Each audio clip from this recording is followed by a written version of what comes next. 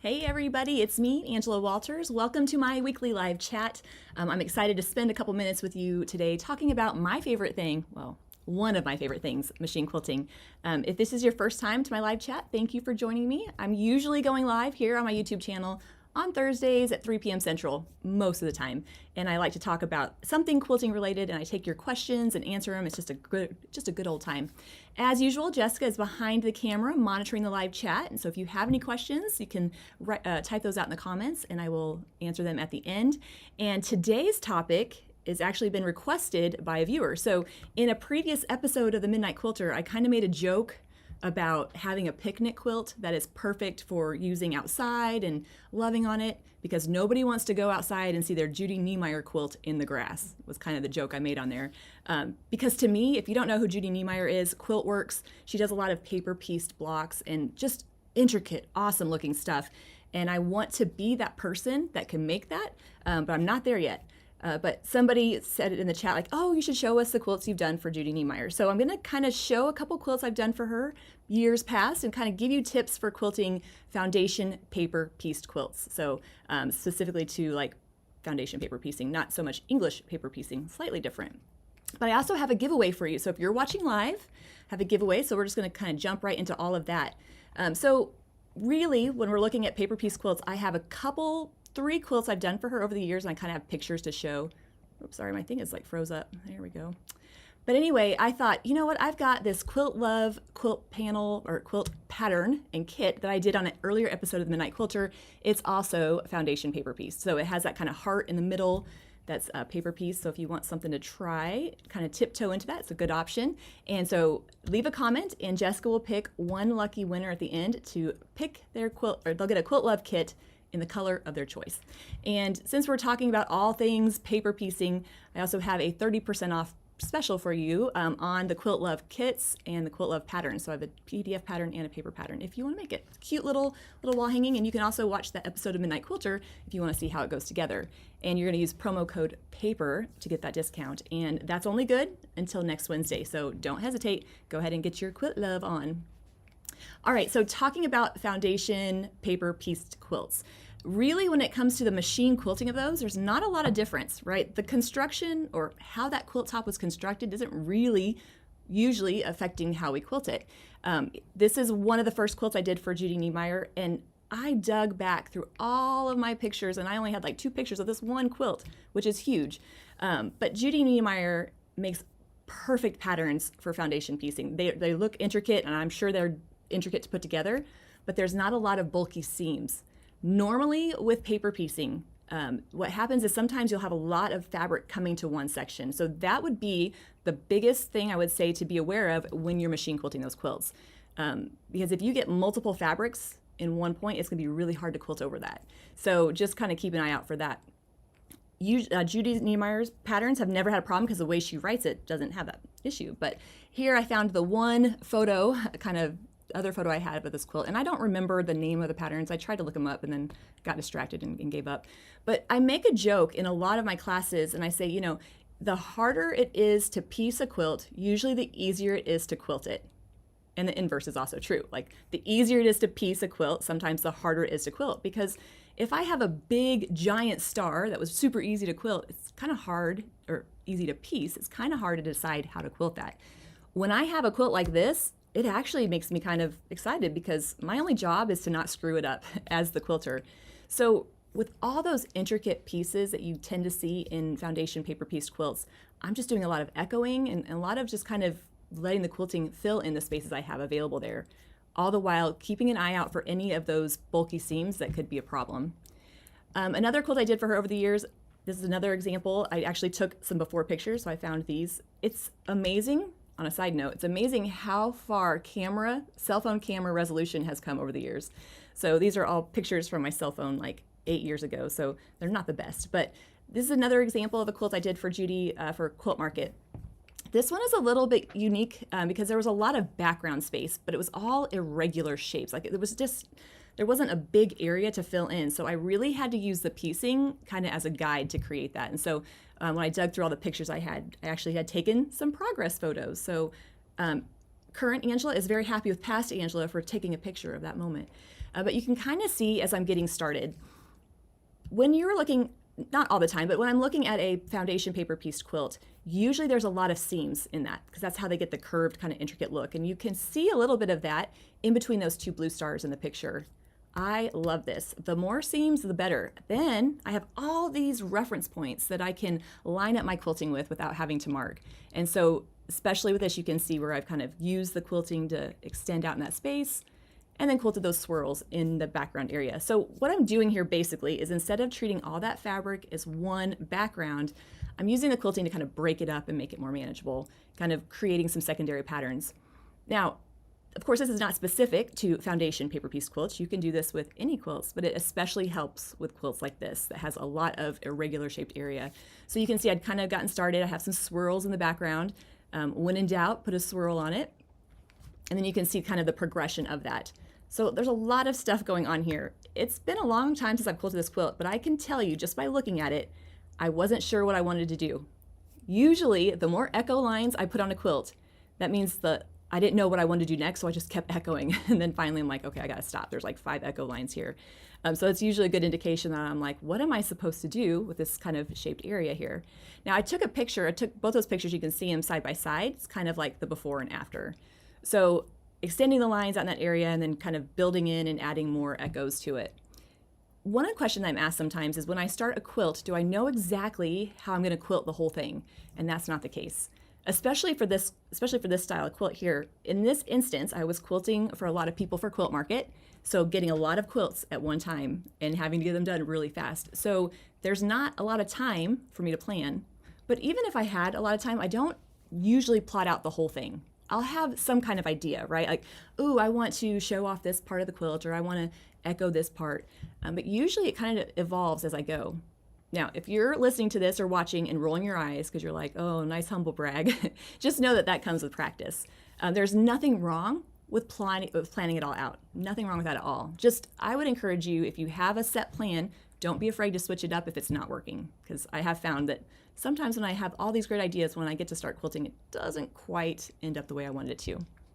And just another progress picture here. So I was kind of just using the quilting to create those secondary patterns, kind of keeping it kind of basic around the back and then, or around the background with some swirls. And then in the blocks, this was a little bit of a tricky part because the strips were fairly narrow. I think if I remember correctly, these are about 1 inch wide. And that is something that you'll see with foundation paper pieced quilts. There's a lot of smaller pieces for some of those patterns.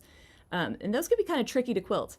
So here I did some more echoing, always good for the echoing, and then some serpentine lines and some things like that. Although when I was kind of pulling these pictures out and looking through, in that blue kind of strip, I did an echo line and pebbles in the middle. So I must have been feeling very inspired at that point because I usually do not like to do that. So I guess I was like, oh, I'll do some pebbles right there.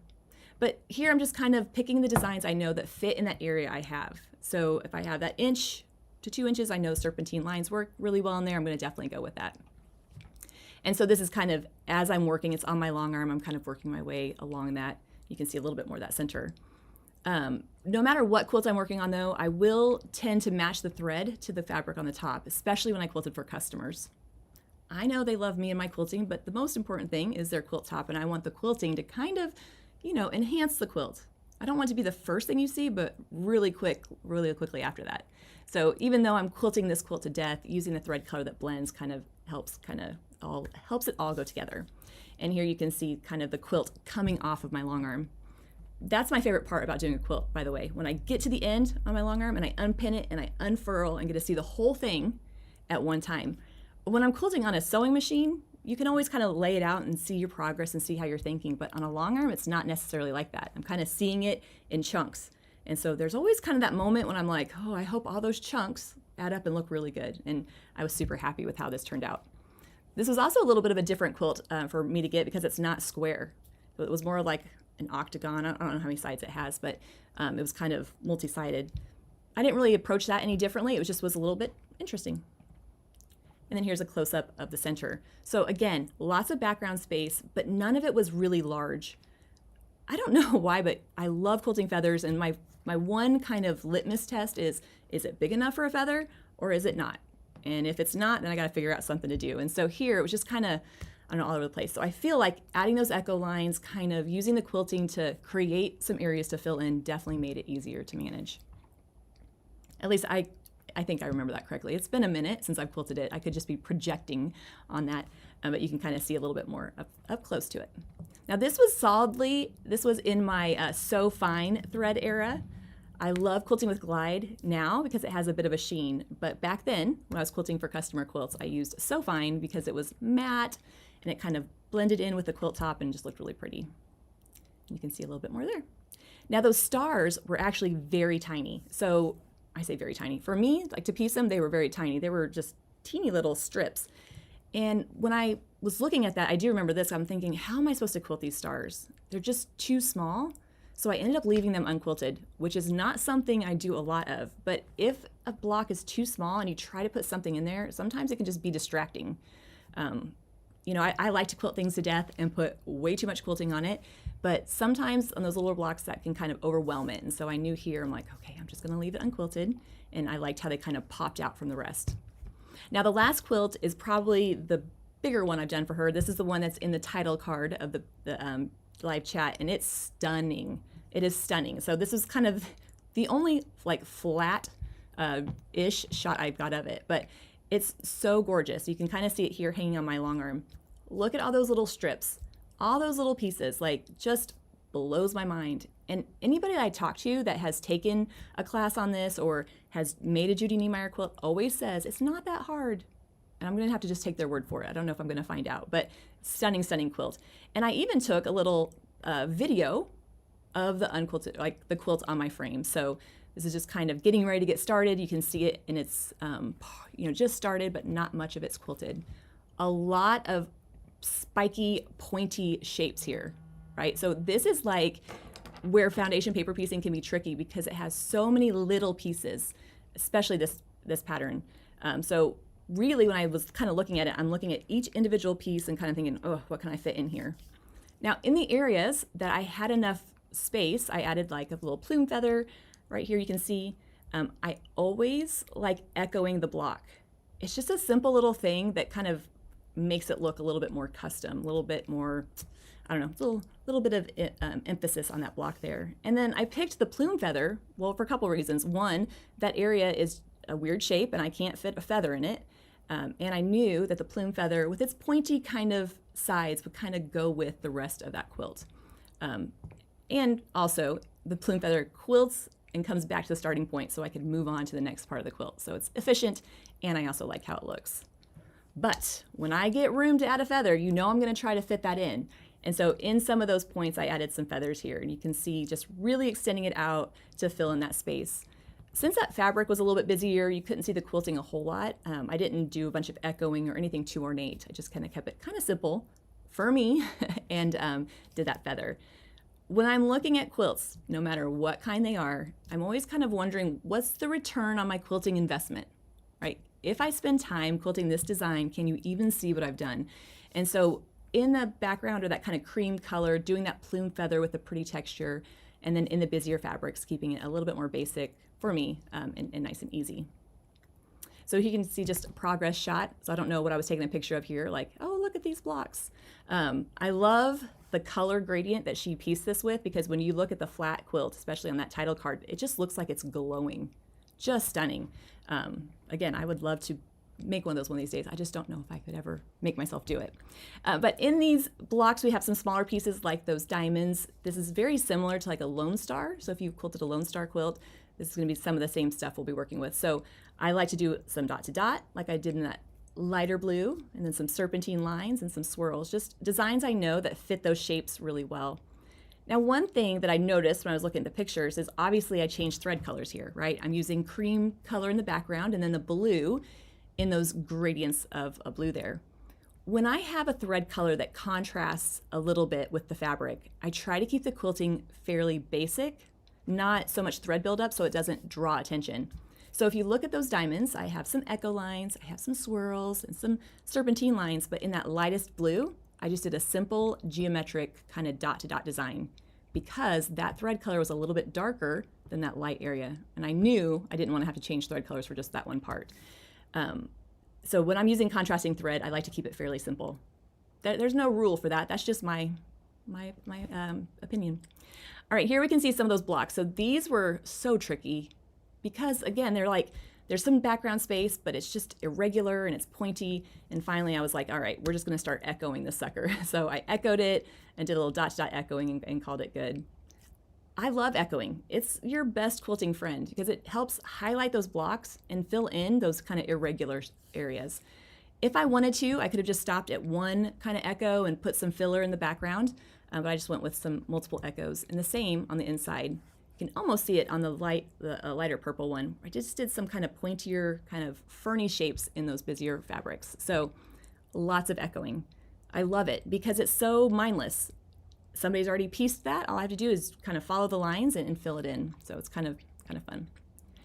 And here we can see towards the center, again, tricky. I do remember tricky, those kind of curves, and it was bigger, but the narrower, and it was a little bit of a difficult thing, but I went with the serpentine lines. So I love to use the same design in several different ways on the quilt. Mostly because it just helps make the decision process a little easier. But if I did serpentine lines in the diamonds, then I can do them in the middle, and I can do them in that kind of yellowish part of the quilt. So knowing which designs can work in a lot of different areas. So I kind of went with that option there. Then we can kind of see in the dark blue solid, there's some kind of feathers branching off of there. So I did fit some in there a little bit. But again, just kind of dealing with the areas that I have and filling them in. I could have taken time to plan out every one, but gosh, there's so many different shapes, just gonna kind of deal with them as they come. And then in the background, you can see that kind of cream that encircles that. I just did some curved echoes and some serpentine lines. And I think this may be the only example, maybe not the only one, but one of the few examples of curved echoing that I've done. I'm not usually a fan of curved echoing, so you can see how I echoed around the outside of that or the inside. Quilting curves and an echo is tricky, especially when it's big like this. So I can't remember if I used a ruler. Surely I did, but definitely can be a little bit tricky, but I must have been feeling pretty confident at that point. I like to say that quilting is kind of like being a baseball player. Sometimes you have your on days, and sometimes you have your off days, right? So if I'm feeling good, I'll echo. If I'm not, then I'm going to go with swirls. But you can kind of see, again, the echo and the different textures in here. And then in the busier fabrics, just adding some nice little texture. And then she even had this applique part around there. And I don't know why I took this picture, but there we go. But you can kind of see the little detail in those strips. So quilting around the elements and making them pop out. It was kind of fun to go back. I know I say this every time, to go back and kind of reminisce as I'm working through these. But in this example, I'm getting towards the end. I'm probably very excited at this point because I love starting a quilt and I love finishing it. It's sometimes the middle that gives me trouble. But the reason I included this picture is, again, if you look in the kind of little tiny pieces in that border, super stunning, just amazing. And these pieces were if I remember correctly, a 1/2 inch, maybe something like that. And that's why I think foundation paper piecing tends to have smaller pieces. It's really tricky to piece, traditionally piece a 1/2 inch thing, but paper piecing makes it a little bit easier to do those shapes. But again, I have this border with these little strips, not enough room to do a feather, and so I just went with echoing and some kind of wavy lines, right? You don't have to do difficult stuff over the whole quilt. I like to put the emphasis in a couple parts and then just do something that's nice and has all over texture in the rest. In this border, to be fair, I was probably getting tired of the quilt and ready to be done with it, but it does add a nice texture. It's nothing too fussy to take away from the center, which, let's be honest, nothing is going to take away from the beautiful center of this quilt. It is just stunning, but kind of keeping it easy.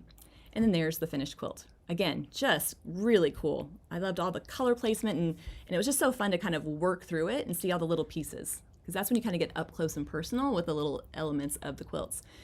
I actually took some pictures of the back side of it, so I'll show you those too, but you can kind of see there's that curved echoing, the serpentine lines, all the beautiful fabrics. And then thankfully, she gave me a light, kind of solid colored backing. That always makes me so happy. I like to joke all the time, but I like to say, when you get a solid fabric, it's like a double-sided quilt. And I would tell my customers I didn't charge them any extra for that. But you can kind of see a little bit of the detail on the back. I didn't get a very good shot or a photo of the curved kind of points, but in that little picture, you can kind of see towards the top, and that space was just, again, kind of irregular and irregular and difficult for me to figure out. But you can see in the quilting example, just a lot of echoing, a lot of wishbones, just kind of filling in the area that I've been given. And then a little bit more on the back here. It's hard to tell, but I actually changed bobbin colors for this because some of that thread was darker and some of it was lighter. So I went with a lighter, like white or cream background bobbin, and then a light gray bobbin as well. So you can kind of get a little bit of detail there. I should have quilted a bunch of different thread colors and then matched the backing thread, and then it would have been a cool like whole cloth quilt. And then we can see here a little bit more detail. Part of this quilt that I don't really have a good photo of is there's this big kind of like bracket shape, and it was this blue solid, and that also took me a while to figure out. And I got to the point with this quilt where I was like, if I don't know what to do, I'm just going to quilt a serpentine line. So in the top of the photo of the quilting on the back, you can see those serpentine lines. Again, just kind of filling in that space. And a couple more photos of the quilting on the back. It's so funny because you think, gosh, somebody puts a lot of time into piecing that quilt, and I quilt it and I can't wait to see the back. But what's cool is it lets you see the quilting without the quilt tops. It's kind of fun. So again, a little bit of an overview on a few quilts. Like I said, not every foundation paper pieced quilt is the same, but there are some common things like the bulky seams, the littler pieces, and then one thing to watch out for, which never happened with Judy's quilts, but if you're ever quilting along and you hear like a paper sound, that means somebody forgot to take the paper off the back. That's another thing to watch out for. So anyway, I'll take any questions once she's over there writing her hands going crazy. But when I'm approaching the quilts, like I said, the construction of the quilt doesn't really change my quilting of it a whole lot, but there are those things to look for. Now I'll be back next week with another live chat. I don't know the topic, but I think the one after that in 2 weeks-ish, soon, I'll be announcing the next Free Motion Challenge quilting along. So I'm super excited about that. Ooh, lots of questions. Okay, that's why your hand was like, how do I get the paper off? So the paper is a tear away. So after you sew, you'll tear the pieces off, and that is probably the most time-consuming part of it. But if you do it like when you're sitting at the couch or whatever, it doesn't take too long. Okay, am I afraid that I'll forget the design once I forward the quilt on the long arm? Yes. Remember, like I said, I'm quilting in sections, and if I start the quilt and I do something in the border corners and I get to the bottom, so I take tons of pictures in progress so that I don't have to go back. Because every time I think, I'm sure I'll remember this, I can't remember how many wedges or what have you. And there are times when I've got to the bottom and I didn't quilt it the same as the top. And I'm just like, we'll just not point that out. So yes, it is a real struggle with that part, especially if it's been a long time since I've started to finish. Do I mark the straight lines? I struggle to do echoes on the left on my long arm and keep spacing consistent because my ruler is on the wrong side. I didn't mark the straight lines. I use the piecing as a guide. And that is the best part about quilts like that. By just lining up that ruler and kind of using the foot of the machine as a guide really helps. As far as using the long arm on the ruler, it is a struggle, especially with those long straight lines. So practicing will help with that as well. But you can quilt, most long arms, you can quilt the ruler on either side. So you can try that out. I don't know if the question means left side or the way they're going, because sometimes when you're going one direction, you don't have your ruler to line up with the seams. And in that case, I'm going to kind of just eyeball it. But if you looked really close, there were some lines on that quilt that were not super straight. I wasn't pointing them out because, I always say don't point out your mistakes, but we're just going for straight-ish. Do I have any tips on loading a quilt that is a hexagon or oval? I've actually done this a couple times. So I did one for Julie Herman. It was a big octagon, and then this quilt right here, and another one too. There's not a whole lot of tips. The only thing I would say is make sure your backing fabric is way bigger, right? So you have line enough on each side. And then as you advance, just stabilizing the sides, making sure that's not tugging or twisting. But I don't think it was any harder than a regular quilt.